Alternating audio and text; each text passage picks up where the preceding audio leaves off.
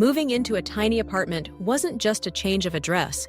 It was an invitation to rethink what really mattered in my life. At first, the idea of living light seemed daunting. Could I really fit everything I needed into a space barely bigger than a single room? Would I feel cramped or find myself missing all the things I used to own? But as the days turned into weeks and the weeks into months, I discovered that living light was so much more than just getting by with less space. It was about clarity, intention, and a surprising sense of freedom. The first step was decluttering. I started by sorting through my belongings, asking myself simple but powerful questions. Do I use this? Does it serve a purpose? Does it make me happy? The process was more emotional than I expected. Some items, like old books and souvenirs, carried memories. Others, like duplicate kitchen gadgets or clothes I never wore, were just taking up space.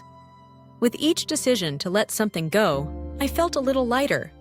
I donated what I could, recycled where possible, and only kept the essentials, things that truly added value to my daily life. Once the apartment was cleared, I began to see the possibilities in the space itself. Every square foot mattered.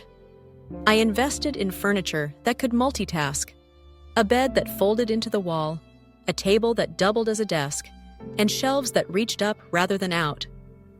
Storage became a creative challenge, and I found satisfaction in finding the perfect spot for each item. Suddenly, my home felt organized, intentional, and peaceful. Living light wasn't just about the physical space, though. It was a shift in mindset. With less clutter, I found that I had more time and energy for the things I loved. I started new routines, brewing coffee in the morning sunlight, reading by the window in the evenings, and hosting a few friends for cozy dinners. I realized that connection and comfort didn't depend on the size of my apartment, but on how I used it. The simplicity of my surroundings allowed me to focus on experiences rather than possessions. Challenges still came up from time to time. There were moments of frustration, trying to find a place for groceries after a big shopping trip, or tripping over shoes left by the door. Occasionally, I missed the ease of having more space. But these moments taught me to be even more intentional, to plan ahead and make thoughtful choices. One of the biggest lessons I learned was the importance of quality over quantity. I started choosing items that were well-made and durable, rather than just inexpensive or trendy. My wardrobe shrank, but every piece was something I loved to wear. My kitchen tools fit in a single drawer, but each one worked perfectly.